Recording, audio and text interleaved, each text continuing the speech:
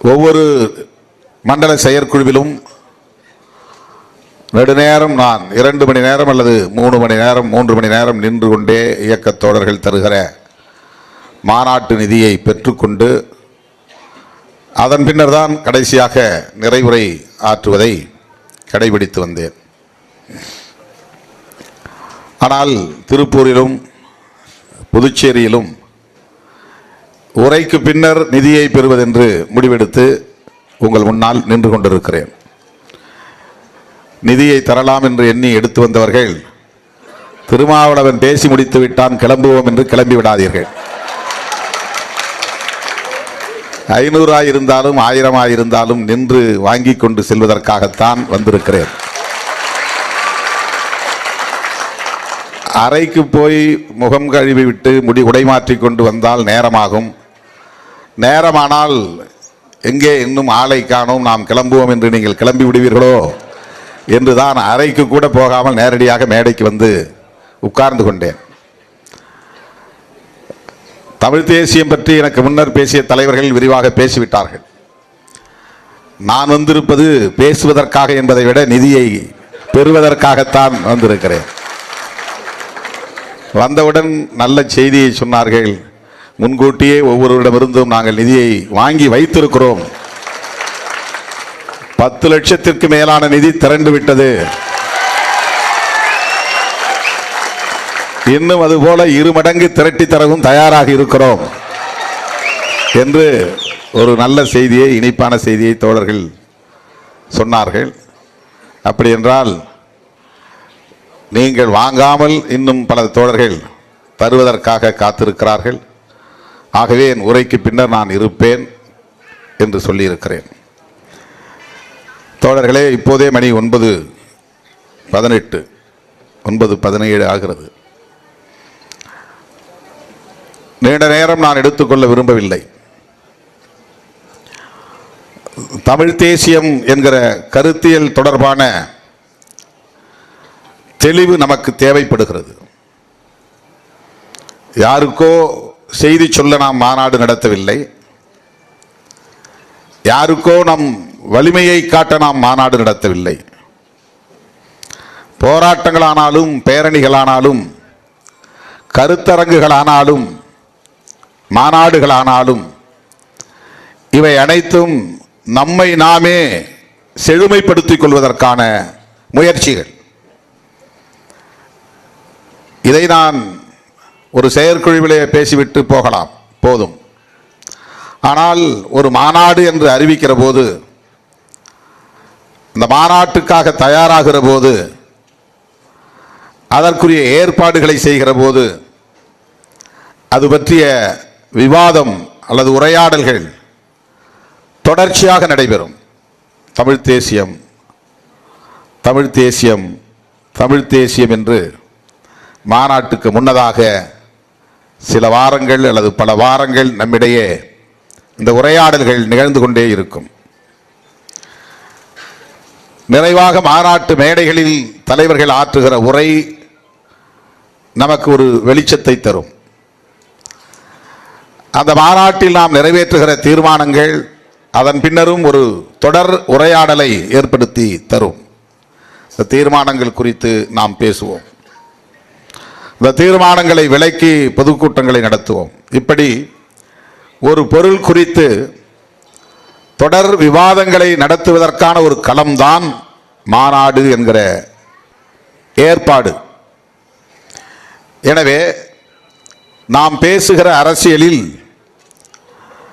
நாம் உள்வாங்கி இருக்கிற கொள்கை கோட்பாடுகளில் நமக்கும் தெளிவு தேவைப்படுகிறது.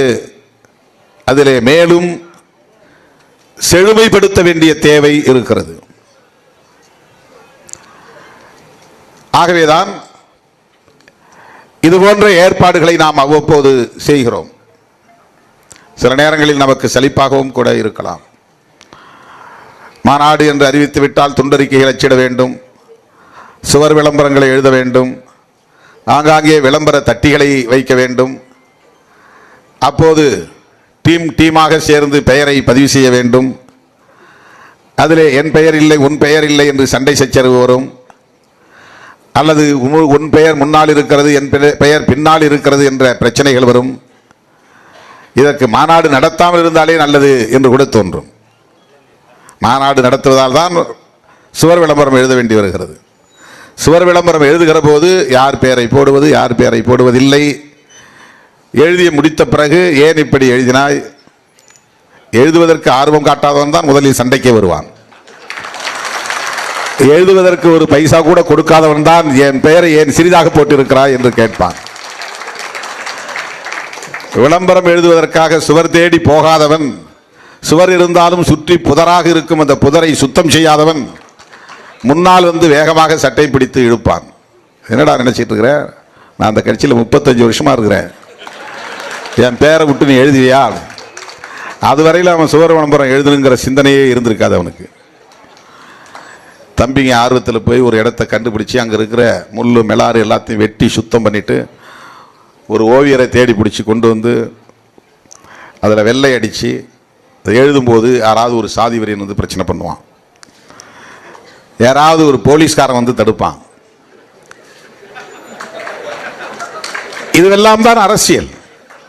இந்த வேலைகளை எல்லாம் நீங்கள் செய்கிற போதுதான் எங்கிருந்து நமக்கு பகை எழுகிறது என்பதை புரிந்து கொள்ள முடியும். யார் நமக்கு தடை கற்களாக இருக்கிறார்கள் என்பதை புரிந்து கொள்ள முடியும். உட்பகை எங்கே உறங்கிக் கொண்டிருக்கிறது என்பதை புரிந்து கொள்ள முடியும். செயல்படாமல் இருந்தால் எதுவும் தெரியாது. செயல்படுகிற போதுதான் பிரச்சனைகள், பிரச்சனைகளின் போதுதான் விவாதங்கள், விவாதங்களின் கடைசியாகத்தான் தீர்வு. அதுவே நமக்கு ஒரு தெளிவு கிடைக்கும், ஞானமும் பிறக்கும். ஓ, இப்படிதான் பிரச்சனைகளுக்கு தீர்வு காணணுமா? இல்லைன்னா நீ பாட்டு வீட்டிலே உட்காந்துருக்கணும். நீ வேலையை ப்ரஷ்ஷை எடுத்துட்டு கிளம்புனா உனக்கு பிரச்சனை பின்னாலே வருதுன்னு அர்த்தம். டிஜிட்டலில் போய் உட்காந்து விளம்பரத்துக்கு பதாகை தயாரிக்கிறேன்னா யார் படத்தை பெருசாக போடுறது, யார் படத்தை சின்னதாக போடுது, பிரச்சனை எங்கேயே தொடங்கும். முட்டல் மோதல் வரும். அடுத்தடுத்த மாநாடுகளில் அது சீர் செய்யப்படும். அந்த மாநாடுகளிலும் பிரச்சனைகள் வரும். அதன் பிறகு விவாதங்கள் நடக்கும். பிறகு அது சரியாகும். ஒரு தீர்வை நாம் தேடி எடுப்போம். ஆகவே மாநாடுகள் என்பவை யாருக்கும் நாம் செய்தி சொல்வதற்காக நடத்தவில்லை, யாருக்கும் போட்டியாக நடத்தவில்லை, யாருக்கும் நம்முடைய சக்தியை காட்டுவதற்காக நடத்தவில்லை. நமக்கு நாமே பண்படுத்திக் கொள்வதற்கு, செழுமைப்படுத்திக் கொள்வதற்கு, செதுக்கிக் கொள்வதற்கு, சீர் செய்து கொள்வதற்கு பயன்படுகிற களம் என்பதை புரிந்து கொள்ள வேண்டும்.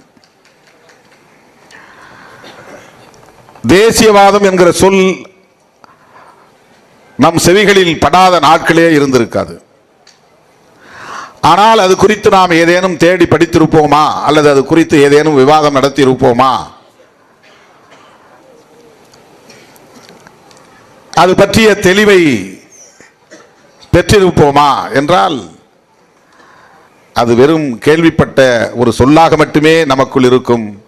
அதனை அடுத்து அதை பற்றிய எந்த முயற்சியிலும் நாம் ஈடுபட்டு இருக்க மாட்டோம். ஏகாதிபத்தியம் என்கிற சொல் நமக்கு அடிக்கடி கேட்ட சொல்லாக இருக்கும். ஆனால் அதை பற்றிய தேடல் நமக்கு இருந்திருக்காது. சாதி ஒழிப்பு என்று நாம் பேசாத நாட்களே இல்லை. ஆனால் சாதி என்கிற இந்த சமூக கூறு எப்படி தோன்றியது, இந்த சமூகத்தில் எப்படி பரவியது, அது ஏன் இவ்வளவு கெட்டித்தட்டி போய் கிடக்கிறது, அதன் பின்னணி என்ன, வரலாறு என்ன என்பது குறித்து நாம் பெரிதாக தேடி படிப்பதில்லை, விவாதிப்பதில்லை. அதை பற்றிய புரிதலை நாம் பெறுவதற்கு அந்த முனைப்பும் காட்டியதில்லை என்பதுதான் ஒரு சுய விமர்சனமாக முன்வைக்க விரும்புகிறேன். ஆகவே எத்தனையோ சொற்கள் நமக்கு பழக்கமானவைதான், புழக்கமானவைதான். பெண்ணியம் என்று அந்த சொல் தெரியும். ஆனால் அந்த தத்துவம் என்ன என்பதை எந்த அளவுக்கு நாம் புரிந்து வைத்திருக்கிறோம். மார்க்சியம் என்கிற சொல் நமக்கு பழக்கம்தான். ஆனால் அதன் அடிப்படை கோட்பாடுகளையாவது நாம் அறிந்திருக்கிறோமா என்றால் அது கேள்விக்குறியாகத்தான் இருக்கும். எந்த அரசியல் கட்சிகளிலும் இதில் பெரிய அக்கறை காட்டுவதில்லை, ஒரு சில கட்சிகளை தவிர. அரசியல் என்பது ஒரு வணிக சொல்லாக மாறிவிட்டது, ஒரு கமர்ஷியல் டேர்ம். அது அரசியலில் ஈடுபட்டால் விரைவில் பதவி பெறலாம், பரிசு கிடைக்கும், அதிகார சுகம் கிடைக்கும், பொருளை இலகுவாக ஈட்டிக்கொள்ள முடியும், கார் வாங்கலாம், வீடு கட்டலாம், தோட்டம் துறவு வாங்கலாம் என்கிற நிலையில் அரசியல் என்பது ஒரு வணிக சொல்லாக மாறிவிட்டது, வணிக தளமாக மாறிவிட்டது, வணிகத்திற்கான ஒரு களமாக மாறிவிட்டது என்பதுதான் நாம் ஒப்புக்கொள்ள வேண்டிய உண்மை. ஆனால் அரசியல் என்பது மிகவும் ஆழமானது, ஒவ்வொரு குடிமகனும் அறிந்திருக்க வேண்டிய ஒன்று. அது ஒரு விஞ்ஞானம், அது ஒரு சயின்ஸ்.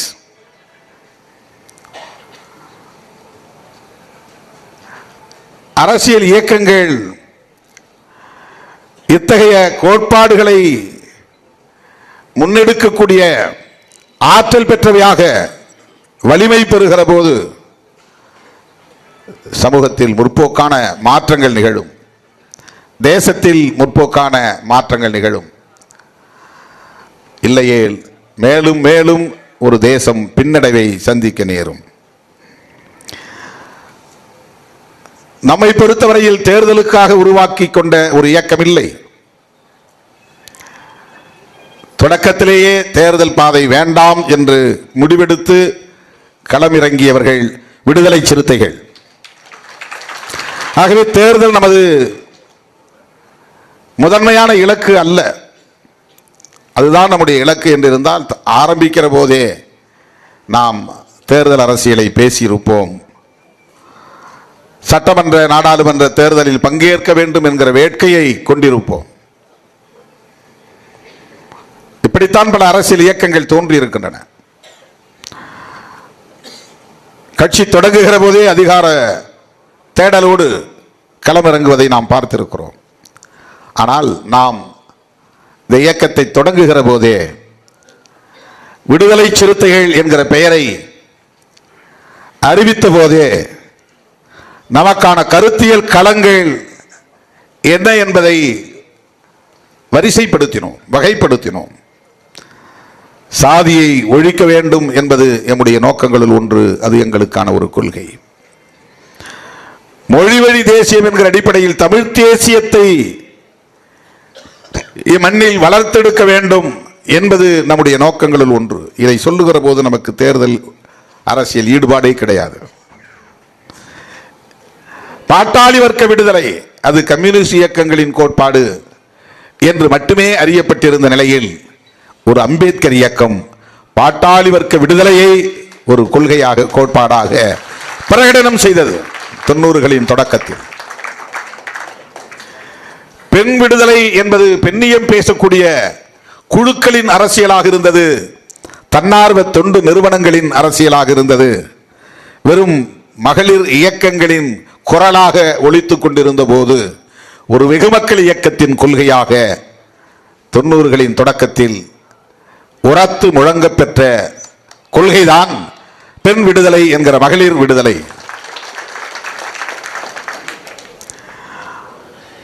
ஏகாதிபத்திய எதிர்ப்பு என்பதும் கூட அமெரிக்க ஏகாதிபத்தியம், ரஷ்ய ஏகாதிபத்தியம் என்று மிகப்பெரும் வல்லரசு நாடுகளுக்கு எதிரான கருத்தியலை உயர்த்தி பிடிக்கிற அமைப்புகளாக கம்யூனிச இயக்கங்கள் இருந்த காலத்தில் ஏகாதிபத்திய எதிர்ப்பை எமது கொள்கைகளுள் ஒன்று, ஐவகை கொள்கைகளுள் ஒன்று என்று முன்வைத்த முதல் இயக்கம் விடுதலை சிறுத்தைகள் கட்சி.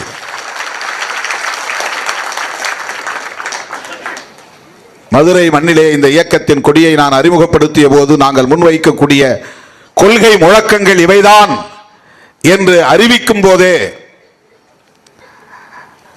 சாதி ஒழிப்பு, தமிழ் தேசியம், மகளிர் விடுதலை, பாட்டாளி வர்க்க விடுதலை, ஏகாதிபத்திய எதிர்ப்பு என்று பிரகடனம் செய்தோம். அப்போது தேர்தல் பாதை வேண்டாம் என்று உறுதிப்பாட்டோடு களத்தில் நின்ற காலம்.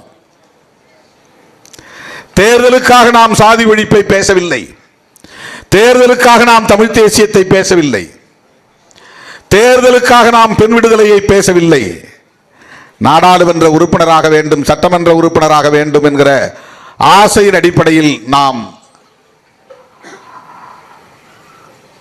ஏகாதிபத்திய எதிர்ப்பையோ அல்லது பாட்டாளி வர்க்க விடுதலையையோ முன்மொழியவில்லை.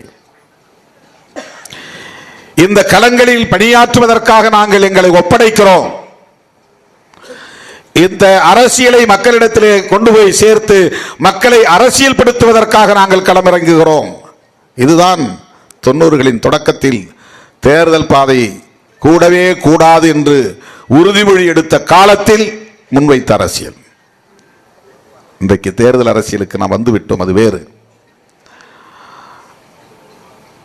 ஒரு மாநில கட்சியாகவும் அங்கீகாரம் பெற்றுவிட்டோம். சொந்தமாக பானை சின்னத்தையும் வென்றெடுத்து விட்டோம். நாடாளுமன்றத்தில் 2 பேர் அடியெடுத்து வைத்திருக்கிறோம். ஆட்சியிலும் பங்கு, அதிகாரத்திலும் பங்கு என்று முழங்கிய இயக்கம் இன்றைக்கு கூட்டணி அமைச்சரவையிலே இடம்பெறுகிற நிலையையும் எட்டிவிட்டோம்.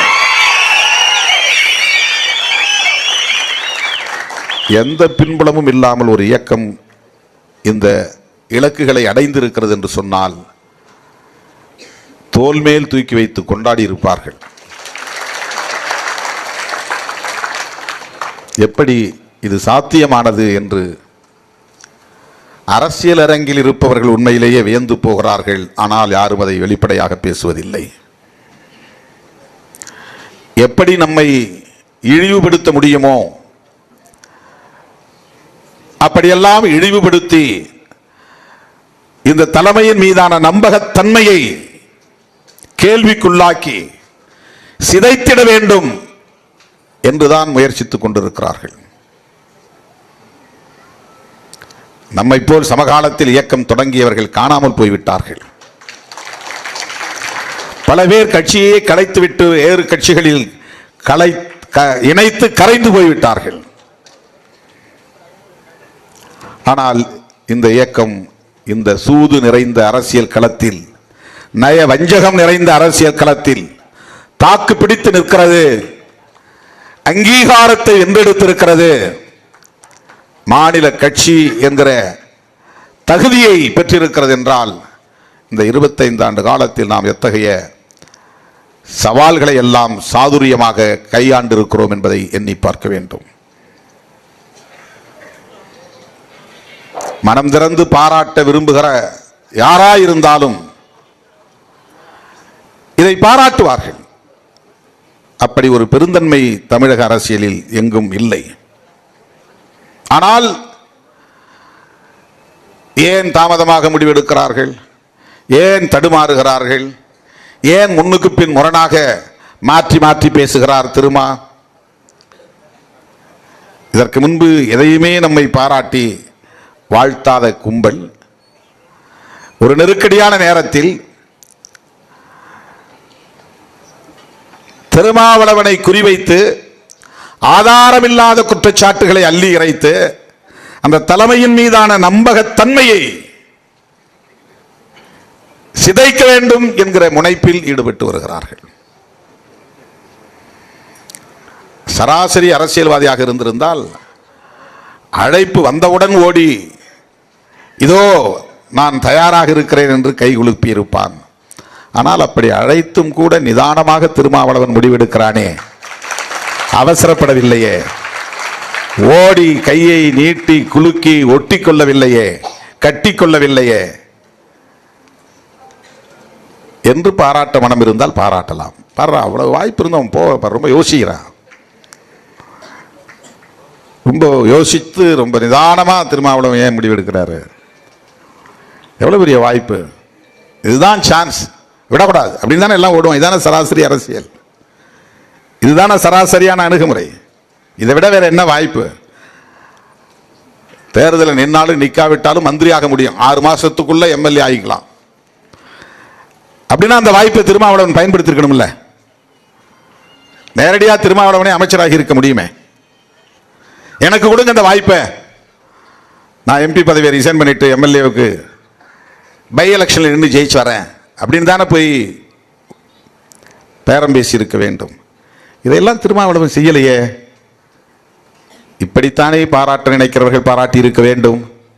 இந்த வாய்ப்பிருந்தும் திருமாவளவன் அதை செய்யாமல் இவ்வளவு நிதானமாக இருந்து வெளியிலிருந்து ஆதரவு தருவோம் என்று அறிவித்து பிறகு ஆளும் கட்சியை சார்ந்தவர்களின் வேண்டுகோளை ஏற்று 11 நாட்களுக்கு பிறகு அமைச்சரவையில் சேர ஒப்புக்கொண்டு அதிலும் தான் அமைச்சராகாமல் தன்னோடு களமாடிய ஒரு தம்பியை அமைச்சராக்கி இருக்கிறாரே திருமாவளவன். இது ஒரு சராசரி அரசியல்வாதியின் அணுகுமுறை இல்லையே. இப்படித்தானே திருமாவளவனை பாராட்டி இருக்க வேண்டும். ஆனால் இங்குள்ளவர்கள் அத்தனை பேரும் என்ன பேசினார்கள் என்றால், ஏன் 2 நாள் டிலே பண்ணார்? நாம யார்கிட்டையும் வாக்குறுதி கொடுத்து டிலே பண்ணல, நான் 2 நாள்ல திருப்பி கொடுத்துட்றேங்க கடனை அப்படின்னு சொன்னா 2 நாள் ஆச்சு, 3ஆவது நாள் டிலே பண்றேன்னு சொல்லலாம். நம்ம யார்கிட்டையும் அப்படி கமிட்மெண்ட்டே கொடுக்கல. நம்மகிட்ட ரெக்வஸ்ட் வந்திருக்கு. அந்த ரெக்வஸ்ட் வேண்டுகோள், ஒரு அழைப்பு, எங்களுக்கு ஆதரவு கொடுங்க என்கிற ஒரு வேண்டுகோள். இந்த வேண்டுகோளை ஜனநாயக முறைப்படி பரிசீலிக்க வேண்டும் என்று ஒரு தலைமை முடிவெடுக்கிற போது, ஏன் இவர் என்ன கம்யூனிஸ்ட் கட்சி தான் ஸ்டேட் கமிட்டி கூட்டம், இவருக்கு என்ன பிரச்சனை? இதுதான் அவங்களுடைய பார்வை. திருமாவளவனே முடிவெடுத்தா அவங்க யாருங்க கேட்க போறா? இதுதான் அவங்களுடைய சிந்தனை. கம்யூனிஸ்ட் அறிவித்த உடனே அறிவிக்க வேண்டியது தானே, இதுதான் அவர்களின் சிந்தனை. விடுதலை சிறுத்தைகள் கட்சியும் ஜனநாயக பூர்வமான விவாதங்களை நடத்தி முடிவெடுக்கும் என்று அவர்களால் அதை ஏற்றுக்கொள்ள முடியவில்லை. திருமாவளவன் தனி நபர், அவர் எடுக்கிற முடிவு தான் அந்த கட்சி. அதில் என்ன டிலே பண்ணணும்? இதுதான் எல்லாருடைய ஆத்திரமும். ஏன் டிலே பண்ணணும்? ஏன் தாமதப்படுத்தணும்? அவர் முடிவெடுத்து அறிவிச்சிட்டா யார் என்ன கேட்க போறா? ஆனால் எந்த முடிவாக இருந்தாலும் விடுதலை சிறுத்தைகள் கட்சியில் ஒரு விவாதம் நடத்திதான் அறிவித்திருக்கிறோம், முறைப்படி அறிவித்திருக்கிறோம். இந்த மரபை நாம் பின்பற்றுகிறோம் என்பதை கூட அவர்களால் ஏற்றுக்கொள்ள முடியவில்லை. ஏனென்றால் சராசரியாக ஒரு சாதி அரசியல் பேசுகிற கும்பல் என்கிற மதிப்பீடு தான் பலருக்கும் இருக்கிறது. இவர்களிடையே கருத்தியல் பார்வை இல்லை, இவர்களிடையே ஜனநாயக அணுகுமுறை இல்லை, இவர்கள் கருத்தியல் களத்தில் உறுதிப்பாட்டோடு நிற்கக்கூடியவர்கள் என்கிற மதிப்பீடு இல்லை. மொத்தத்தில் தலித்துகள் என்றாலே அந்த ஆற்றல் உடையவர்கள் என்கிற பார்வை இல்லை. ஆனால் உண்மையில் தமிழ்நாட்டில் கருத்தியல் வலிமையோடு இயங்குகிற இயக்கங்களை வரிசைப்படுத்தினால் விடுதலை சிறுத்தைகள் முதலிடத்தில் இருக்கும் என்பதை நாம் தான் சொல்ல வேண்டும், வேறு யாரும் சொல்ல மாட்டார்கள். தேர்தல் நேரம் இல்லாத நேரத்தில் தமிழ் தேசிய எழுச்சி மாநாட்டை நாம் நடத்துவதில் இருந்தே நாம் எந்த அளவுக்கு கருத்தியல் களத்தில் உறுதிப்பாட்டோடு இருக்கிறோம் என்பதை புரிந்து கொள்ள முடியும். ஆனால் அவர்கள் அதை புரிந்து கொள்ள மாட்டார்கள். பொதுவாக தலித் அமைப்பு என்றால் வெறுமன சாதியாய் கூடுவார்கள், அம்பேத்கர் அம்பேத்கர் என்று முழக்கமிடுவார்கள், நீலக்கொடியை உயர்த்தி பிடிப்பார்கள், பாபா சாஹேப் என்று ஜெய் பீம் என்று கூச்சல் போட்டுவிட்டு கலைந்து போவார்கள் என்கிற ஒரு பொதுவான மதிப்பீடு பலருக்கும் இருக்கிறது. அவற்றை எல்லாம் தகர்த்து பொடி பொடியாக்கிய இயக்கம் விடுதலை சிறுத்தைகள் கட்சி. அவர்களின் மதிப்பீடுகள் அவர்களின் அறியாமையில் இருந்து உருவானவையை தவிர அது உண்மையான மதிப்பீடு அல்ல. அப்படித்தான் தனிநபராகவும் திருமாவளவனை பார்க்கிறார்கள். திருமாவளவன் பதவி என்றால் உடனே ஓடிவிடுவான், கையை நீட்டுவான், கட்டி பிடித்துக் கொள்வான், விலை பேசிவிட முடியும். இந்த மக்களின் வாக்குகளை எப்படி 100க்கும் 200க்கும் வாங்கினோமோ அப்படி தலைவர்களையும் விலை பேசிவிட முடியும். இது அந்த காலம், இது சிறுத்தைகளின் காலம். மருத்துவர் ராமதாஸ் இந்த தலித் தலைவர்களை பற்றி ஒரு வரியில் சொல்வார், ஒரு வரியில், பஞ்சு மிட்டாய் தலைவர்கள் அப்படின்பார். தலித் இயக்கங்களை பற்றியும் தலித் தலைவர்களை பற்றியும் அவர்களின் மதிப்பீடு என்னவாக இருந்தது என்றால், பஞ்சு மிட்டாய் தலைவர்கள். அதுனா என்ன அர்த்தம் தெரியுமா? பஞ்சு மிட்டாய் வாங்கி திங்கிறவன் அர்த்தம் இல்லை.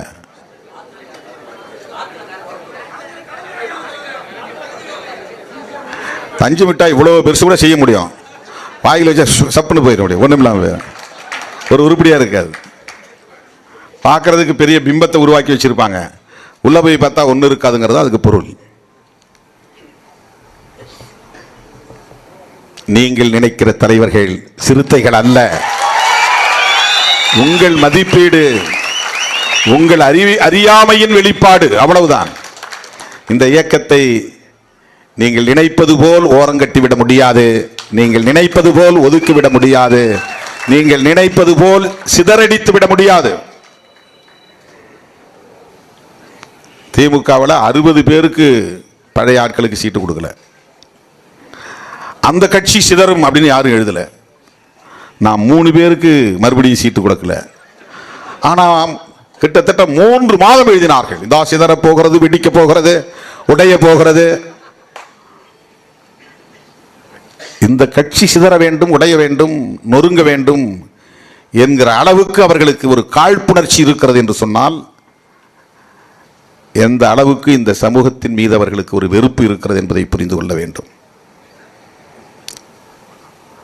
2வது முறை இடம் கொடுக்கவில்லை என்பதற்காக அந்த 3 பேரையும் எப்படியாவது கட்சியிலிருந்து வெளியேற்றினால் மொத்தமும் கட்சி காணாமல் போய்விடும். இது அவர்களின் கணிப்பு, அவர்களின் மதிப்பீடு.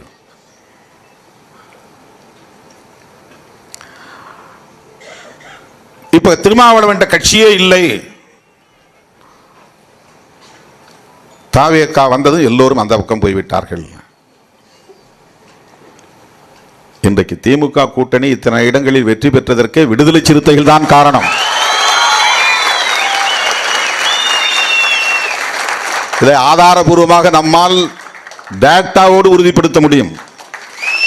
போன தேர்தலில் ஒரு பூத்தில் 400 ஓட்டு கிடைச்சிருக்கலாம், இந்த தேர்தலில் அது 100 ஓட்டு குறைஞ்சிருக்கலாம், அல்லது 150 ஓட்டு குறைஞ்சிருக்கலாம். ஆனால் அந்த ஓட்டும் கிடைத்ததால் தான் இத்தனை இடங்களில் திமுக கூட்டணி வெற்றி பெற முடிந்தது.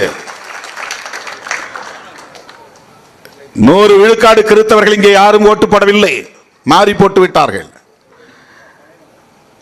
கிட்டத்தட்ட 30-40 விழுக்காடு இஸ்லாமியர்களின் வாக்குகள் மாறி விழுந்திருக்கின்றன, அதை யாரும் பேசவில்லை. ஓபிசி எம்பிசி எப்போதும் மாறித்தான் ஓட்டு போட்டு வருகிறார்கள். 400 ஓட்டு இருந்தா கூட 40 ஓட்டு 50 ஓட்டு தான் வரும். பூத் எடுத்து பாருங்க. வட மாவட்டங்களில் விடுதலை சிறுத்தைகளும் மற்ற கட்சியை சார்ந்தவர்கள் இடம்பெற்றுகிற வாக்குச்சாவடிகளை எடுத்து பாருங்கள். ஆனால் அவங்க ஒரு பிம்பத்தை உருவாக்க பார்க்கிறார்கள். விடுதலை சிறுத்தைகள் அப்படியே மாறி ஓட்டு போட்டு விட்டார்கள், திருமாவளவன் பின்னால் யாரும் இல்லை. 11.5% வாங்கிய பாஜக இப்போது 2.5% தான் வாங்கியிருக்கிறது. யாரும் அதை பற்றி பேசவில்லை. பாஜகவுக்கு 9% வாக்குகள் பறிபோய்விட்டது, இழந்து விட்டார்கள். நாம் தமிழர் கட்சி 8% வாங்கியிருந்த கட்சி இப்போது 4%, 50% அடி வாங்கிவிட்டது. யாரும் பேசவில்லை. 66 இடங்களில் வெற்றி பெற்ற அதிமுக இப்போது 47 இடங்களில் தான் வெற்றி பெற்று இருக்கிறது. 19-20 இடங்களை இழந்து நிற்கிறது. 100க்கும் மேற்பட்ட இடங்களில் வெற்றி பெற்ற திமுக இப்போது 59 இடங்களில் தான் வெற்றி பெற்று இருக்கிறது. அவ்வளவு பெரிய பாதிப்பு. அவர்களுக்கென்று இருந்த நிலையான வாக்கு வங்கி சரிந்து போனது. கோர் ஓட்டு என்று சொல்வார்கள், எப்போதும் அந்த ஓட்டு மாறாது என்று சொல்லக்கூடிய ஓட்டே மாறி போயிருக்கிறது, குறைந்து போயிருக்கிறது, சரிந்து போயிருக்கிறது, சிதறி போயிருக்கிறது. இதை பற்றி எல்லாம் யாரும் பேசவில்லை. ஏன் அப்படி சொல்றாங்கன்னா, திருமாவளவன் காலத்தின் கட்டாயத்தால் இன்றைக்கு தாவேகா கூட்டணியில் இடம்பெற்று கூட்டணி அமைச்சரவையிலும் இடம்பெறக்கூடிய ஒரு சூழல் அமைந்திருக்கிறது. அவருக்கு அங்கே முக்கியத்துவம் கிடைத்துவிடக் கூடாது, காலி பண்ணணும். ஏம்பா அவர்கிட்ட யாரும் ஆள் இல்லை, எல்லாம் உங்ககிட்ட வந்துட்டான், ஒன்றும் முக்கியத்துவம் கொடுக்காதீங்க, அவர் சொல்றதெல்லாம் செய்யாதீங்க, அவர் விரும்புறதெல்லாம் செய்யாதீங்க. ஏதோ ஒரு மந்திரி பதவி கொடுத்தீங்க, அதோடு நிறுத்திக்கிங்க, வாரியம்லாம் கொடுத்துடாதீங்க, சட்ட வல்லுநர்கள் அந்த அரசு வழக்குரைஞர் பதவியெல்லாம் கொடுத்துடாதீங்க, அவர் விரும்புகிற மாதிரி பணியிட மாற்றங்கள் டிரான்ஸ்ஃபர் இன்சர் கேட்டார்னா போட்டு கொடுத்துறாதீங்க. விடுதலை சிறுத்தைகள் கட்சிக்கு முக்கியத்துவம் தந்துவிடக் கூடாது. ஏதோ வந்துட்டாங்க காலச்சூழலால், உங்ககிட்ட வந்துட்டாங்க, ஒரு ஆளை மந்திரி ஆகிட்டீங்க, அதோட நிறுத்திங்க. அவருக்கு பின்னால ஆட்கள் கிடையாது, எல்லாம் உங்க பின்னால வந்துட்டாங்க. அவர் வாக்கு வங்கி சரிந்து விட்டதே, இம்பார்ட்டன்ஸ் கொடுக்காதீங்க. அடிக்கடி முதலமைச்சர் அழைச்சிட்டு போகாதீங்க. இந்த கெட்ட எண்ணத்தோடு தான் விடுதலை சிறுத்தைகள் கட்சியை பற்றி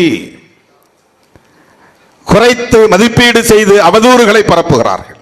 ஒரு இம்பார்ட்டன்ஸ் கிடைச்சிடக்கூடாது, அதுதாங்க. ஆக தேர்தலுக்கு முன்பும் சிறுத்தைகள் தான் டார்கெட், தேர்தலுக்கு பின்னரும் சிறுத்தைகள் தான் அவர்களின் இலக்காக இருக்கிறது. நம்மை கொண்டு திமுக கூட்டணியை உடைப்பதற்கு முயற்சி செய்தார்கள். அதை உடைக்க ஒருபோதும் இடம் கொடுக்க மாட்டேன் என்பதில் உறுதியாக இருந்தேன். தனிப்பட்ட முறையில் என்ன பாதிப்பு விடுதலை சிறுத்தைகளுக்கு ஏற்பட்டாலும், என்ன இழப்பு ஏற்பட்டாலும்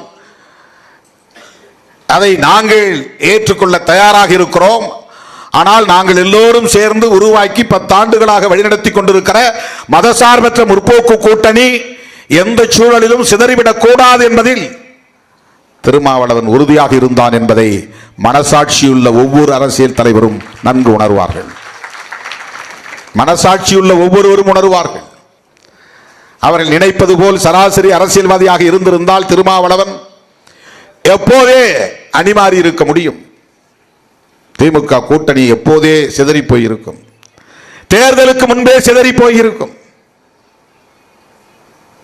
தேர்தல் முடிவுகளே மாறி போயிருக்கும், விடுதலை சிறுத்தைகளின் வலிமை கூடி போயிருக்கும். ஆனால் அதை பற்றி திருமாவளவன் கவலைப்படவில்லை, வருத்தப்படவில்லை.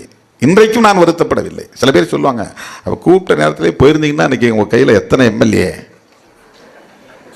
எவ்வளவு பவர், நீங்களே ஒரு பவருக்கு வந்திருக்கலாம். நான் எடுத்த முடிவு சரி, இன்றைக்கு இருக்கிற நிலையும் போதும், அவ்வளவுதான்.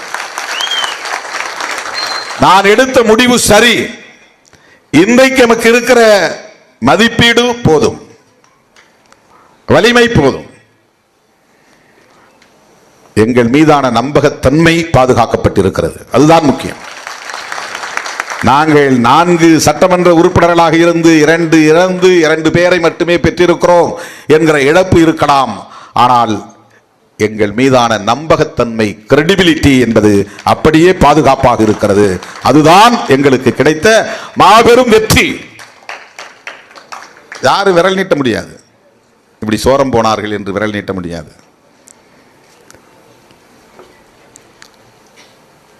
வாய்க்கு வந்ததை பேசினார்கள் தோழர்களே. இன்றைக்கும் அப்படித்தான் நம்மை குறிவைத்து பேசிக் கொண்டிருக்கிறார்கள் என்றால் அதற்கு காரணம் கருத்தியல் அடிப்படையிலே ஒரு இயக்கம் வலுவாக இயங்கிக் கொண்டிருக்கிறது என்பதை அவர்களால் பொறுத்துக் கொள்ள முடியவில்லை.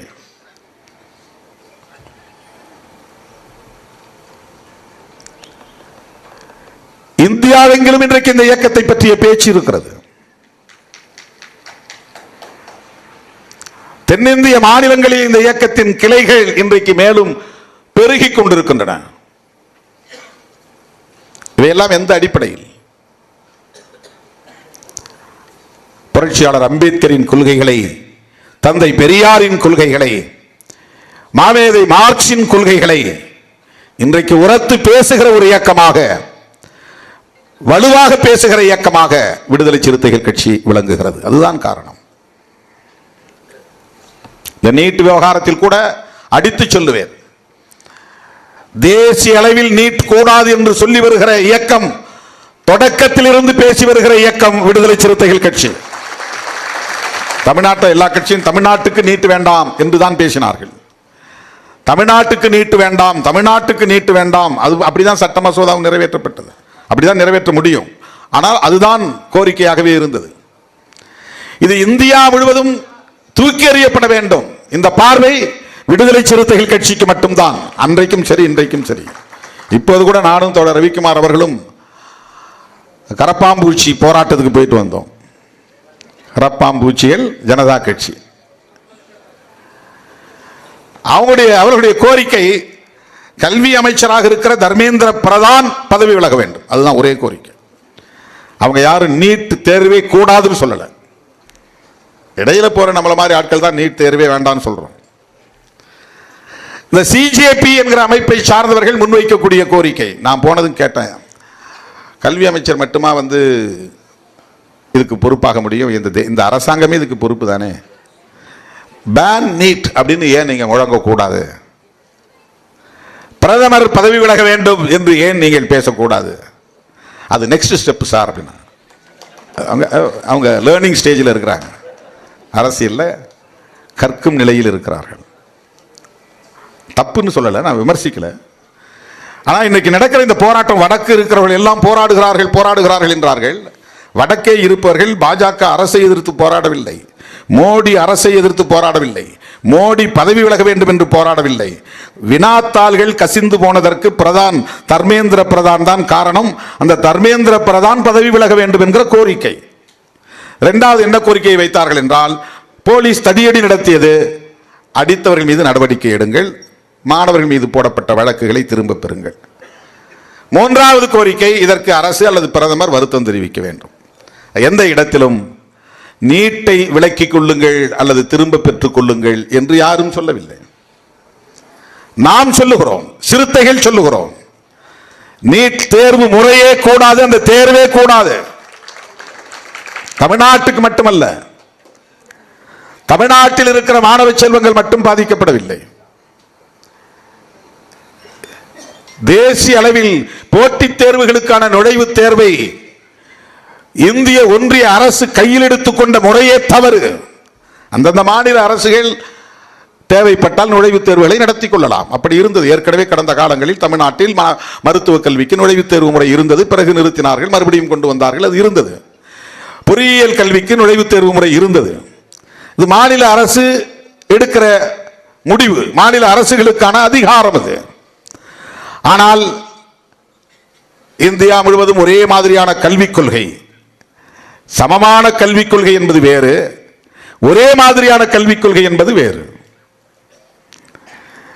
அந்த கல்விக் கொள்கை சனாதன சக்திகளின் விருப்பப்படி வரையறுக்கப்படுகிறது. அதை திணிக்க பார்க்கிறார்கள். ஒரே தேர்வு இந்தியா முழுவதும், அதுக்குன்னு தனியா தேர்வு, பொது தேர்வுக்குன்னு ஒரு தேர்வு முகமை உருவாக்கி இருக்கிறாங்க, ஒரு ஏஜென்சி, நேஷனல் டெஸ்டிங் ஏஜென்சி, தேசிய தேர்வு முகமை. அப்படி ஒரு பாடியை உருவாக்கிட்டாங்க, அவங்க தான் செய்யறாங்க. தமிழ்நாடு அரசுக்கு தேர்வு நடத்த தெரியாதா?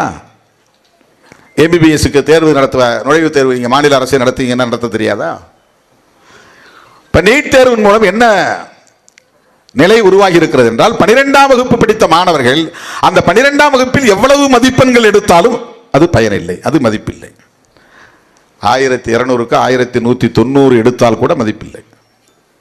நீ தனியே கோச்சிங் கிளாஸ் போகணும், நீட்டுக்காக பல மாதங்கள் கண் விழித்து படித்து தேர்வு எழுதி வெற்றி பெற வேண்டும். அது சிரமமாக இருக்கிறது என்ற காரணத்தினால்தான் அதிகார வர்க்கம் அதை முன்கூட்டியே வினாத்தாளை எடுத்து கசிய விட்டு அதை கோடிக்கணக்கிலே வணிகம் செய்கிறார்கள். முன்கூட்டியே விற்பனை பண்ணிடலாம். கொஸ்டின் பேப்பர் கையில் கிடைச்சா எத்தனை லட்சங்களை கொட்டி கொடுப்பதற்கும் மாணவர்கள் தயாராக இருக்கிறார்கள், அந்த குடும்பங்கள் தயாராக இருக்கின்றன.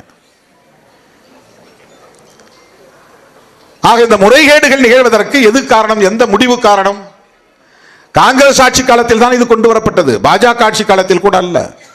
காங்கிரஸ் ஆட்சி காலத்தில் கொண்டு வரப்பட்டது என்பதனால் இதை நாங்கள் தூக்கி எறிகிறோம் என்று ஏன் பிஜேபி தூக்கி எறியக்கூடாது?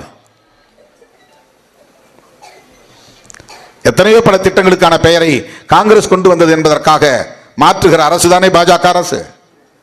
காந்தியின் பெயரால் 100 நாள் வேலை திட்டம் காங்கிரஸ் அரசு தான் கொண்டு வந்தது. காந்தியின் பெயரே இருக்கக்கூடாது என்ற இந்த திட்டத்தின் பெயரை மாற்றியது தானே பாஜக அரசு. அப்படி என்றால் இந்த நீட் தேர்வு எங்கள் அரசு கொண்டு வரவில்லை, இது காங்கிரஸ் ஆட்சியில் தான் கொண்டு வந்தார்கள் என்று காங்கிரசின் மீது ஏன் பழி போட பாஜக தயாராக இல்லை? அந்த நீட் தேர்வை ரத்து செய்ய தயாராக இல்லை. இதெல்லாம் நாம் எழுப்ப வேண்டிய கேள்விகள். ஆகவே காங்கிரஸ் நீட் வேண்டாம் என்று சொல்லாது, ஏனென்றால் அதுதான் அறிமுகப்படுத்தியது. பிஜேபியும் நீட் வேண்டாம் என்று சொல்லாது. ஏனென்றால் அதுதான் அதிலே சுகம் கண்டு கொண்டிருக்கிறது, அதை நடைமுறைப்படுத்திக் கொண்டிருக்கிறது. நீட் தேர்வே கூடாது என்று சொல்லுகிற அரசியல் இயக்கம் தொடங்கிய நாளில் இருந்து அறிவித்துக் கொண்டிருக்கிற இயக்கம் விடுதலை சிறுத்தைகள் கட்சி. 27ஆம் தேதி நடைபெறப் போகிற ஆர்ப்பாட்டத்திலும் கூட நீங்கள் முன்வைக்க வேண்டிய முதல் முழக்கம் வேண்டாம் வேண்டாம், நீட் தேர்வு வேண்டாம், தேசிய அளவில் ரத்து செய்ய வேண்டும் என்ற கோரிக்கைகளைத்தான் உயர்த்தி பிடிக்க வேண்டும். மாநில அரசுகளின் அதிகாரத்தில் தலையீடு செய்கிறது. தனியார் கல்வி நிறுவனங்கள் கொள்ளையடிப்பதற்கு சட்டப்பூர்வமான அங்கீகாரத்தை இது தருகிறது. மாணவர்களை பாடத்திட்டத்தின்படி கல்வி கற்க விடாமல் பயிற்சி திட்டங்களின் மூலம், கோச்சிங் கிளாஸஸ், பயிற்சி வகுப்புகளின் மூலம் தேர்வு எழுதுகிற நிலையை உருவாக்கி, போட்டி உளவியலை உருவாக்கி, மன அழுத்தத்தை உருவாக்கி, அதன் மூலம் பலரின் உயிரை காவு வாங்கிக் கொண்டிருக்கிற திட்டம். எனவே நீட் கூடாது என்பதுதான் நம்முடைய ஒற்றை முழக்கமாக இருக்க வேண்டும். தர்மேந்திர பிரதான் மாறிட்டார்னா இன்னொரு ஆள் வரப்போறான், இன்னொரு ஆள் வந்தார்னா அதே தான் வேலை நடக்க போகுது. இப்ப இருக்கிற அதிகாரி தூக்கி போட்டு வேற ஒரு அதிகாரியை போட்டு அதே தான் நடக்க போகுது. போன ஆட்சியில் இருந்த போலீஸ் எல்லாம் மாத்திட்டாங்க, இப்ப புது போலீஸ் வந்துட்டாங்க. அம்பேத்கர் சிலை வச்சா அந்த போலீஸ் வந்து எடுத்துட்டு தான் போறான். அம்பேத்கர் சிலையை திறந்து வச்சா இதே போலீஸ், போன போலீஸ் எப்படி வந்து ஷீட் போட்டு அடிச்சு மூடினான உதயத்தூரில், அதே மாதிரி இந்த போலீஸ் வந்து ஷீட் அடிச்சு மூடுறாங்க. என்ன மாற்றம்? அதிகாரிகளை மாற்றுவதால், அமைச்சர்களை மாற்றுவதால் விளைவுகள் மாறுமா என்றால் மாறாது. நீட் தேர்வினால் ஏற்படுகிற பாதிப்பு மாற வேண்டுமானால் தேர்வை ரத்து செய்ய வேண்டும். தர்மேந்திர பிரதான் பாவம், பாவம்னா நான் அவன் மேல தனிப்பட்ட முறையில் சொல்லல, அவரை பற்றி நமக்கு எதுவும் தெரியாது. ஒரு தனிநபரை மட்டும் பதவி விலகி சொல்லுவது என்பது ஒரு முழுமையான விளைவை, நல்ல விளைவை அது ஏற்படுத்தாது என்பதால் சொல்லுகிறேன். அப்படின்னா அடிப்படையில் மொத்தத்தில் இந்த அரசு பொறுப்பேற்க வேண்டும், நரேந்திர மோடி பதவி விலக வேண்டும் அப்படின்னு சொல்லுங்க. கடந்த சில ஆண்டுகளில் பல போட்டித் தேர்வுகளில் 152 முறை கொஸ்டின் பேப்பர் லீக் ஆயிருக்கு. அவ்வளவு ஓட்ட உடைச்சல் இருக்குங்க இந்த சிஸ்டத்தில், அவ்வளவு ஓட்டை உடைச்சல் இருக்கு. நீ யாரை மாத்தினாலும் கடைசி ஆள் பியூன் வரையிலும் மாத்தினாதான் முடியும். ஒரு ஆள் ரெண்டு ஆளை மாத்துறதுனால பிரச்சனைகள் தீராது. ஆக அந்த அடிப்படையில் தான் விடுதலை சிறுத்தைகள் கட்சி நீட் தேர்வை முழுமையாக திரும்ப பெற வேண்டும் என்று வலியுறுத்துகிறோம். தோழர்களே, தமிழ் தேசியம் என்கிற அரசியலும் நாளைக்கே வென்றெடுத்து விடக்கூடிய அரசியல் என்று நான் சொல்லவில்லை. ஆனால் அந்த அரசியல் என்ன என்பதை நாம் கற்றுக்கொள்ள வேண்டும், தெரிந்து கொள்ள வேண்டும். தேசியவாதம் என்பதை பற்றிய தெளிவு நமக்கு தேவை. நீ அரசியல் இருக்கிறீங்களா, பொது வாழ்க்கையில் இருக்கிறோம் இல்லையா? தேர்தல் களத்தில் இருந்தாலும் கூட கருத்தியல் களத்தில் நாம் நின்றாக வேண்டுமா இல்லையா? தேர்தல் 5 வருடங்களுக்கு ஒரு முறை வரக்கூடிய ஒரு ஏற்பாடு, அவ்வளவுதான். ஆனால் 24 மணி நேரமும் நாம் இயங்கியாக வேண்டும், அதற்கு தேவை கருத்தியல். தொடர்ந்து இயங்கியாக வேண்டும், அதற்கு தேவை கருத்தியல். அடுத்த தலைமுறையையும் அமைப்பாக்க வேண்டும், அதற்கு தேவை கருத்தியல். ஏதோ ஒப்புக்கு நாம் ஒரு வழக்கமாக தமிழ் தேசியத்தை வைத்திருக்கிறோம் என்று கருதிவிடக் கூடாது. வெள்ளைக்காரர் இந்த நாட்டை ஆண்டபோது இன்றைக்கு பாகிஸ்தானாக இருக்கிற அந்த நிலப்பரப்பும், இன்றைக்கு வங்கதேசமாக இருக்கிற அந்த நிலப்பரப்பும், இன்றைக்கு இலங்கை தீவாக இருக்கிற அந்த நிலப்பரப்பும் எல்லாம் வெள்ளைக்காரனின் கட்டுப்பாட்டில் இருந்த நிலப்பரப்பு தான். இலங்கையை விட்டு மற்றதை பார்த்தால் எல்லாமே இந்தியா தான். பாகிஸ்தானும் ஒரு காலத்தில் இந்தியா, வங்கதேசமும் ஒரு காலத்தில் இந்தியா, அது வெள்ளைக்காரன் காலத்தில். அப்ப இந்திய தேசியவாதம் என்று சொன்னால் அது ஆப்கானிஸ்தான் வரையில் எல்லை இருக்கிறது. இங்கே வங்கதேசத்தின் கடைசி விளிம்பு வரையில், அந்த வங்க கடற்கரை வரையில் இந்தியாவின் எல்லை இருக்கிறது. ஆனால் நாடு விடுதலை அடைந்த போது மேற்கு பாகிஸ்தான், கிழக்கு பாகிஸ்தான் என்று 2 நிலப்பரப்பு ஒரே நாடாக பிரிந்தது. ரெண்டும் ஒரே நாடு தான், ஆனால் 2 நிலப்பரப்பு, ஒன்று மேற்க ஒன்று கிழக்க. கொஞ்ச நாள்ல கிழக்கு பாகிஸ்தான் வங்கதேசமாக மாறிவிட்டது. அது ஒரு தனி நாடாக மாறிவிட்டது. பங்களாதேஷ் எஞ்சிய பகுதியை இன்றைக்கு நாம் இந்தியா என்று சொல்லுகிறோம். அவன் அதை பாகிஸ்தான் என்கிறான், இதனை அவன் பங்களாதேஷ் என்கிறான். எஞ்சிய பகுதியை இந்தியா என்கிறோம். இந்த இந்தியாவுக்குள்ளேயும் ஜம்மு காஷ்மீர் இந்த கான்ஸ்டிடியூஷனுக்கு உட்படாத பகுதி, ஆனால் இந்தியா.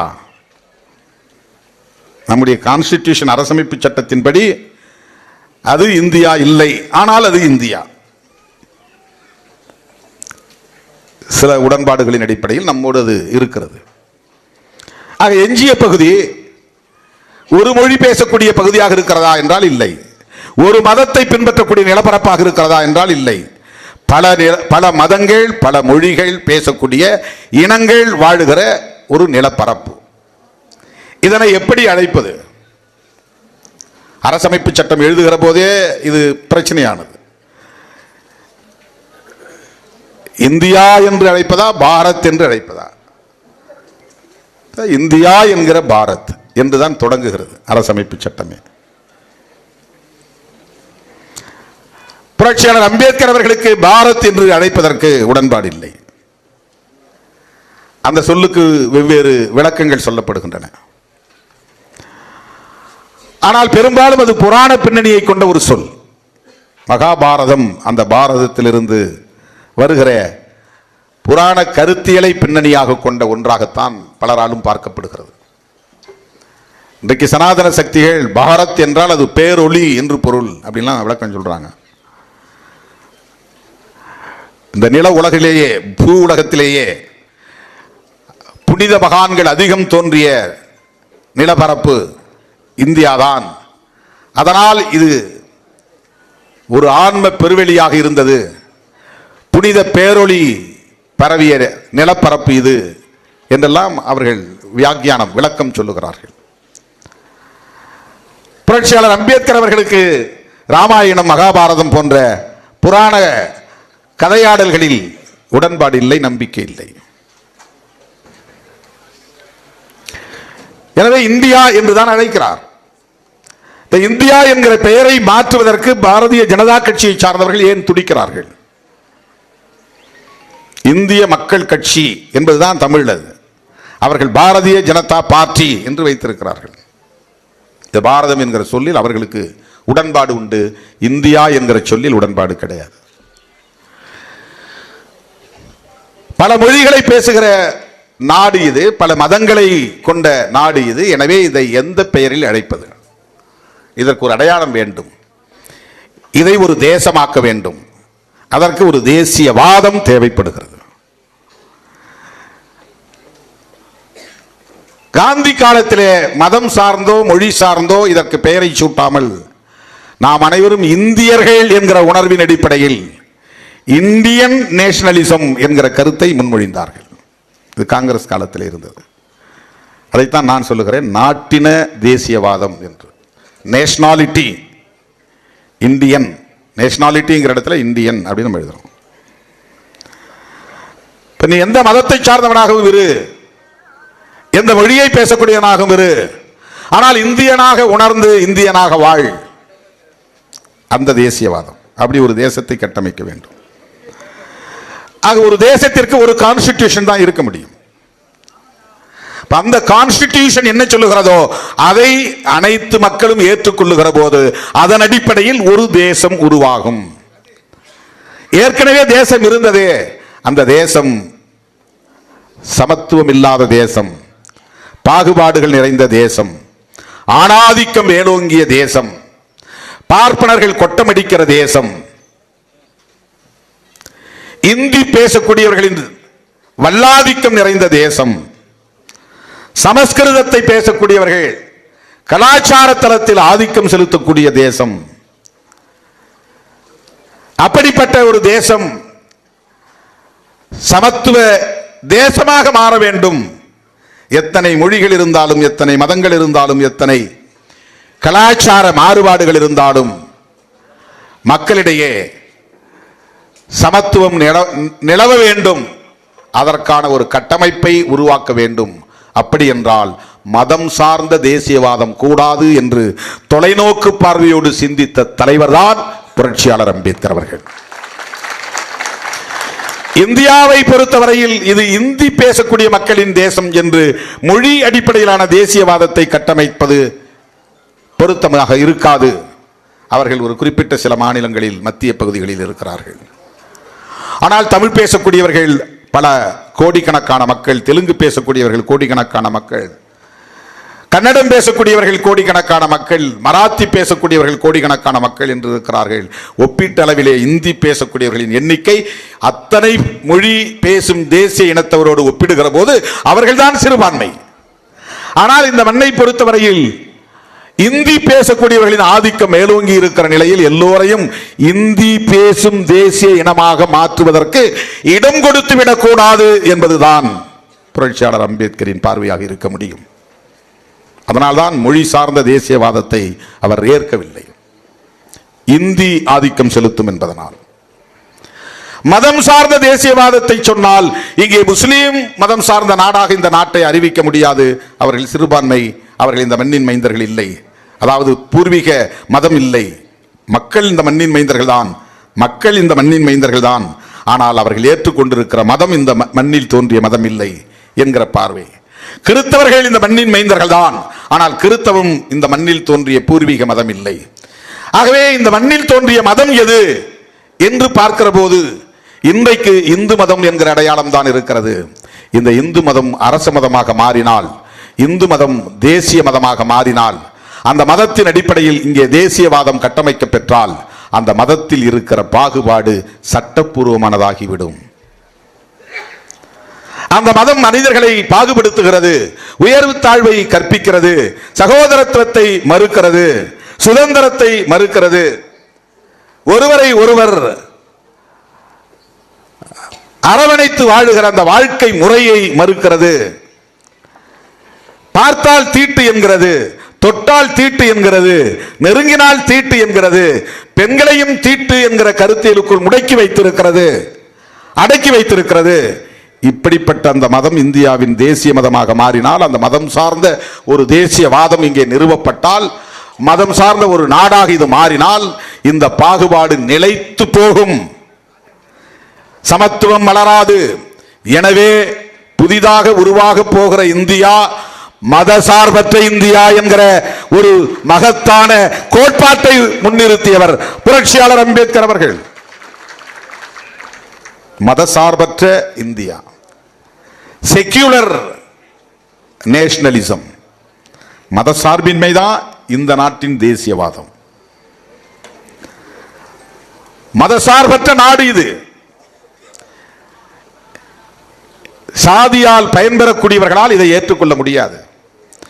உயர் சாதி என்கிற கர்வம் உள்ளவர்களால் இதை ஏற்றுக்கொள்ள முடியாது. ஆதிக்க வெறி பிடித்தவர்களால் இதை ஏற்றுக்கொள்ள முடியாது. தன்னுடைய அறிவாண்மையால் புரட்சியாளர் அம்பேத்கர் அத்தனை பேரையும் வென்று இந்த தேசம் மதசார்பற்ற தேசமாகத்தான் மலர வேண்டும், அதற்கான சட்டம் தான் நான் இயற்றிய சட்டம். எனவே செக்யூலரிசம் அதுதான் இந்த கான்ஸ்டிடியூஷனுடைய ஆன்மா, உயிர். தோழர்களே, மதவழி தேசியவாதம் கூடாது என்பதுதான் பாரதிய ஜனதாவின் RSSன் உயிர் மூச்சு கோட்பாடு எது என்றால் மதவழி தேசியம்தான், இந்துத்துவ தேசியவாதம் தான். ஆக இந்துத்துவ தேசியவாதத்தை எதிர்ப்பது மொழிவழி தேசியமாகத்தான் இருக்க முடியும், மதவழி தேசியமாக இருக்க முடியாது. இந்துத்துவ தேசியவாதத்தை எதிர்க்க முஸ்லீம் தேசியவாதத்தை பேச முடியாது. இந்துத்துவ தேசியவாதத்தை எதிர்க்க வீழ்த்த கிறிஸ்தவ தேசியவாதத்தை பேச முடியாது. அவர்கள் இந்து நாடாக அறிவிக்க முயற்சிக்கிறார்கள் என்பதை தகர்க்க, அந்த முயற்சியை முறிவடிக்க இதை முஸ்லீம் நாடு என்று அறிவிக்க முடியாது, கிறிஸ்தவ நாடு என்று பிரகடனப்படுத்த முடியாது. அதற்கு மாற்று மதச்சார்பின்மை தான், சாதி ஒழிப்பு தான். இந்த இரண்டு தான் பாரதிய ஜனதாவும் RSS முன்மொழியக்கூடிய தேசியவாதத்தை வீழ்த்தக்கூடிய வல்லமை இந்த இரண்டு கோட்பாடுகளுக்குத்தான் உண்டு. ஒன்று செக்யூலரிசம், இன்னொன்று அனிகிலேஷன் ஆஃப் காஸ்ட். சாதி ஒழிப்பும் மதச்சார்பின்மையும் தான். இங்கே மதசார்பற்ற சமத்துவ இந்தியாவை உருவாக்க முடியும். மதசார்பற்ற என்ற கோட்பாடு உயிர்ப்போடு இருந்தால்தான் சாதியற்ற என்ற சமூகத்தை கட்டமைக்க முடியும். மதசார்பு என்றால் சாதி வந்துவிடும். சாதி வந்தால் சாதி பெருமை, சாதி இழிவு நிலைத்து நிற்கும். இங்கே தமிழ் தேசியம் பேசுகிறவர்கள் சாதி பெருமையை பேசுகிறார்கள், அதை குடிப்பெருமை என்று மாற்றி சொல்லுகிறார்கள். எப்படி அது இந்துத்துவ தேசியவாதத்தை எதிர்க்கும்? அகில இந்திய தேசியவாதமாக பாரதிய ஜனதாவால் முன்வைக்கப்படக்கூடிய அந்த மதவழி தேசியவாதத்தை எப்படி இவர்கள் பேசுகிற தேசியவாதத்தால் எதிர்த்து வீழ்த்த முடியும்? சாதி வாழ்கை என்பவனால், சாதி பெருமை பேசக்கூடியவனால், குடிப்பெருமை பேசக்கூடியவனால், பிறமொழி பேசக்கூடியவர்களின் மீது வெறுப்பை உமிழ்வதனால், தெலுங்கன் தமிழன் என்று பாகுபடுத்துவதனால் தமிழ் தேசியம் வளர்ச்சி அடையாது. தமிழ் தேசியம் இங்கே வளர்ச்சி அடைய வேண்டுமானால் மதச்சார்பின்மையும் வேண்டும், சாதி ஒழிப்பும் வேண்டும். ஆகவே விடுதலை சிறுத்தைகள் கட்சி முன்மொழியக்கூடிய தேசியம் என்பது தமிழ் தேசியம் தான். இது வெறும் மொழி உணர்வையும் இன உணர்வையும் முன்னிறுத்தக்கூடிய ஒரு தேசியவாதம் இல்லை. பாரதிய ஜனதா, RSS போன்ற அமைப்புகள் முன்வைக்கக்கூடிய மதவாதத்தை எதிர்க்கிற தேசியம், சாதியவாதத்தை எதிர்க்கிற தேசியம், குறிப்பிட்ட ஒன்றிய அரசுக்கு அதிகாரங்களை குவிக்கிற அந்த நடைமுறையை எதிர்க்கிற தேசியம். ஆகவேதான் இரண்டு கூறுகளை நாம் பேசும் தமிழ் தேசியத்தின் கூறுகளாக முன்வைக்கிறோம். ஒன்று சாதி ஒழிப்பு, அதற்குள்ள மதசார்பின்மை வந்து விடுகிறது. அதற்குள்ளே இந்துத்துவ எதிர்ப்பு என்பது வந்து விடுகிறது. அதற்குள்ளே பாகுபாடு எதிர்ப்பு என்பது வந்து விடுகிறது. அதற்குள்ளே ஆணாதிக்க எதிர்ப்பு என்பது வந்து, பாகுபாடு எதிர்ப்பு வந்தாலே பெண்ணியம் மேலோங்குகிறது, ஆணாதிக்கம் கூடாது என்பது. சாதி ஒழிப்பு தான் சகோதரத்துவத்திற்கான வழி, சாதி ஒழிப்பு தான் சமத்துவத்திற்கான வழி, சாதி ஒழிப்பு தான் பெண் விடுதலைக்கான வழி, சாதி ஒழிப்பு தான் பாட்டாளி வர்க்கத்திற்கான விடுதலை, பாட்டாளி வர்க்க விடுதலைக்கான வழி. மொத்தத்தில் சாதி ஒழிப்பு. இரண்டாவது, டெல்லியிலே அதிகாரம் குவியக்கூடாது, நீட்டு எதிர்ப்பு என்பதும் தமிழ் தேசியம் தான், மொழிவழி தேசியம் தான். இந்த மையத்தில் அதிகாரத்தை குவிக்க கூடாது, மாநில அரசுகளுக்கு தன்னாட்சி அதிகாரத்தை தர வேண்டும், அதுதான் மாநில சுயாட்சி, ஸ்டேட் அட்டானமி. ஆகவே விடுதலை சிறுத்தைகள் கட்சி பேசுகிற தமிழ் தேசியம் என்பது சாதி அற்ற, மத சார்பற்ற, தன்னாட்சி அதிகாரம் உள்ள மாநில அரசுகளை கொண்ட, கூட்டாட்சி தத்துவத்துடன் இயங்குகிற ஒன்றிய அரசை பெற்ற சமத்துவ இந்தியா. புரட்சியாளர் அம்பேத்கர் கண்ட கனவை உயர்த்தி பிடிக்கிற சமத்துவ இந்தியா. நாம் பேசக்கூடிய தமிழ் தேசியத்திற்குள் இவ்வளவு விஷயங்கள் அடங்கியிருக்கிறது, இவ்வளவு கருத்தியல் அடங்கியிருக்கிறது. நான் தமிழன் என்பதனாலேயே தமிழ் தேசியத்தை நான் பேசவில்லை, சமத்துவத்தை விரும்புவதனால் தமிழ் தேசியம் பேசுகிறேன். சாதி ஒழிப்பை இலக்காக கொண்டிருப்பதனால் தமிழ் தேசியத்தை பேசுகிறேன். இதை இன்னும் அழுத்தமாக அறிவிப்பு செய்கிற களம்தான் உளுந்தூர்பேட்டையில் நடைபெறவிருக்கிற தமிழ் தேசிய எழுச்சி மாநாடு. விடுதலை சிறுத்தைகள் கருத்தியல் போராளிகள் என்பதை உறுதிப்படுத்துகிற களம், தமிழ் தேசியத்தை தலைமை தாங்குகிற ஆற்றல் வாய்ந்தவர்கள் விடுதலை சிறுத்தைகள் தான் என்பதை உறுதிப்படுத்துவதற்கான மாநாடு. என் உயிரின் உயிரான விடுதலை சிறுத்தைகளே, இன்றைக்கு இந்த அரங்கு நிறைந்து வருகை தந்து சிறப்பித்துக் கொண்டிருக்கிற நீங்கள் அனைவரும் லட்சக்கணக்கான சிறுத்தைகளோடு உளுந்தூர்பேட்டையில் வந்து பங்கேற்க வேண்டும் என்கிற அழைப்பை விடுத்து முடிக்கிறேன். நன்றி, வணக்கம். சாதியத்தை வேறெடுப்போம், தமிழ் தேசியத்தை வென்றெடுப்போம்.